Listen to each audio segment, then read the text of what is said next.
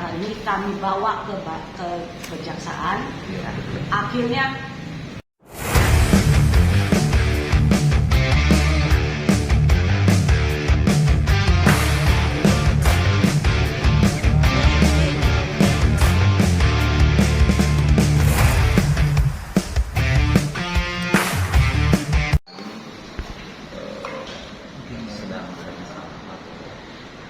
kami ada masalah untuk pelaporan yang ada di Kalteng dan ada di Bareskrim Jakarta.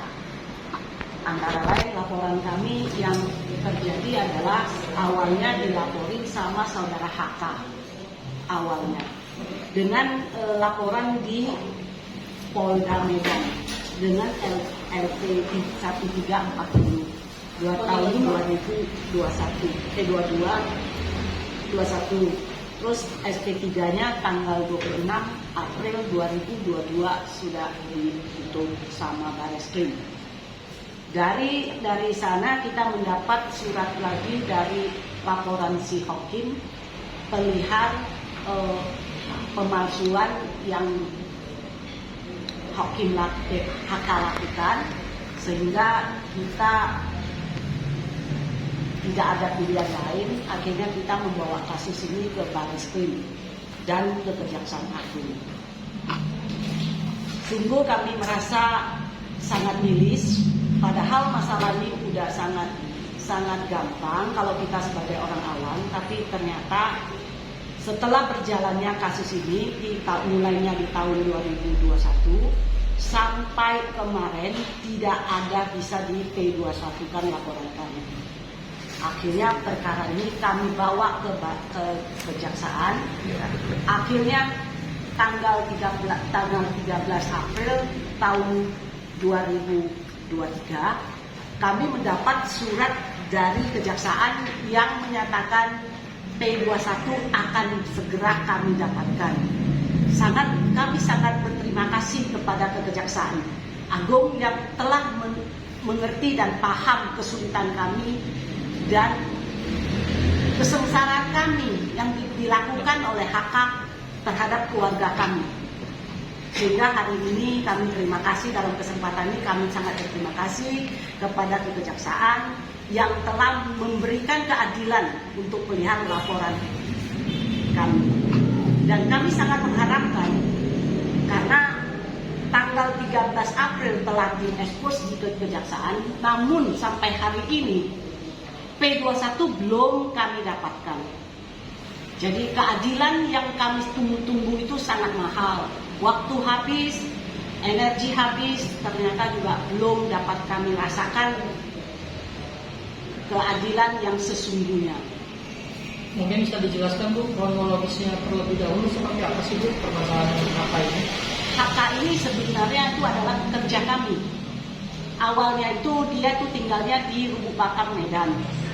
Tapi karena kehidupan di sana itu sudah tidak nyaman, akhirnya kami sebagai saudara sepupu kami bawa ke Sampit untuk membantu dan kami jadikan orang kepercayaan. Tapi di luar dugaan, si HK ini nggak bisa kita percaya. Semua yang kita percayakan ke beliau salah gunakan. Antara lain pemalsuan atau memberi keterangan palsu ke akta otentik yang tadinya hak kami adalah 100%, dirubah sama si HK menjadi 50%. Nah, proses ini juga sedang berlangsung di Bareskrim.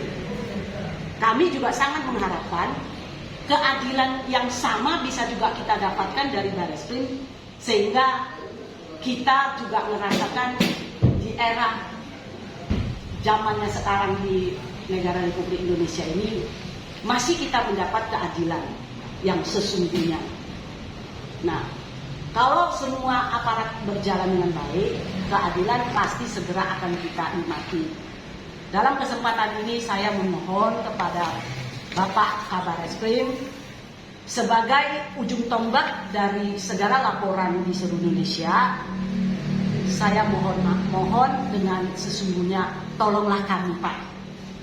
Karena HK ini adalah orang hebat, Kalau kami sendiri yang melawan, kayaknya kami kewalahan, sangat kewalahan.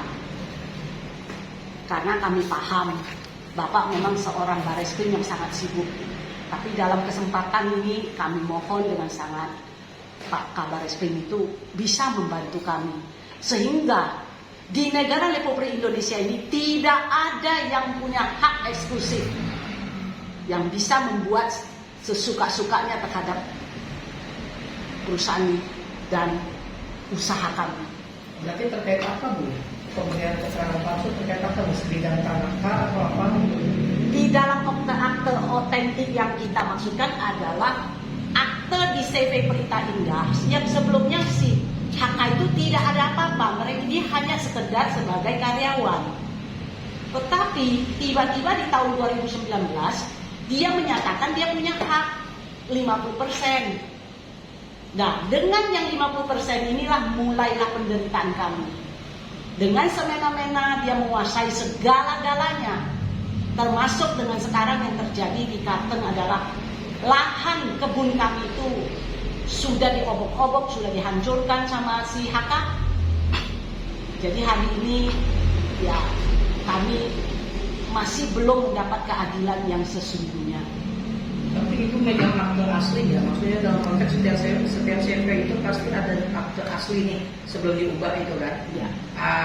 Bukti otentik itu juga masih dipegang atau seperti apa? Di tangannya si HK, di tangannya si HK. Karena kami sangat percaya HK, karena selama ini karena beliau adalah sepupu kami tidak sampai gimana pun kami tidak akan percaya kalau beliau berani melakukan hal-hal yang sangat licik seperti ini. Nah, pengalihannya itu maksudnya yang tadi Ibu bilang pengalihan dari yang 100% menjadi 50% itu sejak kapan? Tahun 2019. Dari tahun 2019. Nah, Bu. dari pihak maksudnya dari pihak Ibu sendiri mengetahui itu Setelah dia sendiri yang kasih tahu ke karyawan. Dia buat rusuh di sana. Dia minta karyawan harus mulai hari ini terhitung tahun 2019 di bulan, kalau nggak salah di bulan Mei. Dia bilang kamu ini bukan di bulan Mei, di tahun 2000 lupa ingat saya 2021. Dia bilang ini semua punya dia. Jadi bukan 50. Tapi ternyata setelah digelarkan di Bareskrim ternyata memang terbuka 50%. Bu, ketika bicara sebuah pendirian CV atau PT kan memang harus ada nama-nama orang ya, atau nama-nama pemegang sahamnya seperti itu ya. Benar. Ketika akan menguasai 50% berarti harus ada perubahan komposisi pemegang saham gitu kan. Apakah itu pernah dilakukan atau tidak? Itu yang pertama. Yang kedua, seperti apa sih caranya dia bisa mengalihkan saham 50% ini ke dia gitu loh. Karena kan harus ada tanda tangan para pemegang saham ya, terutama saham mayoritas gitu.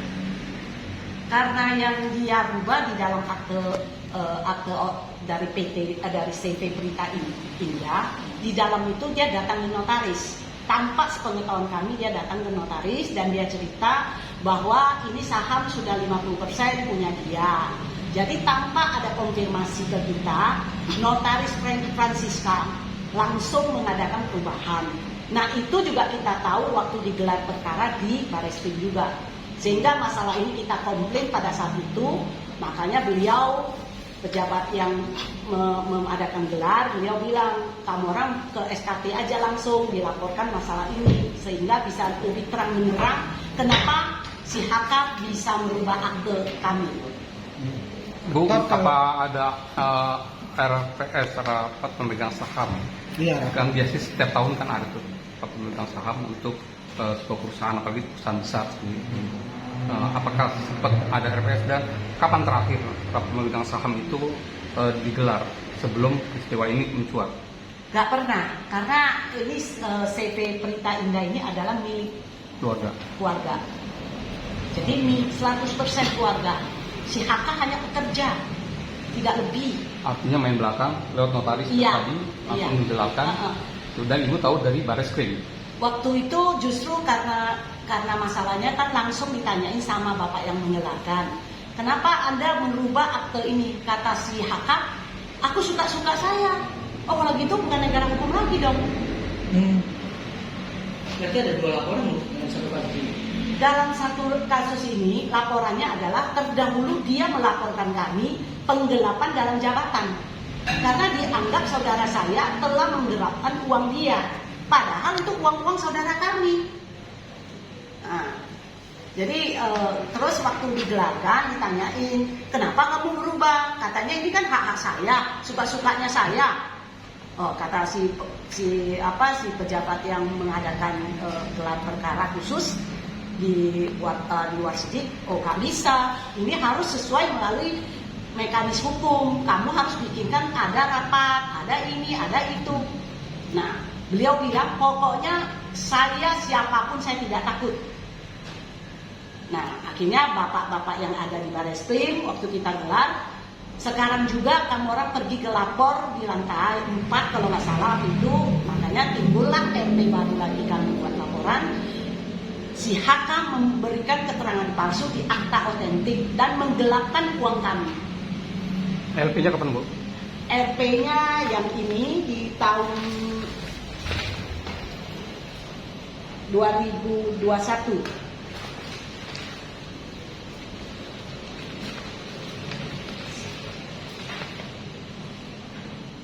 Tahun 2021 kita buat RP di Bareskrim.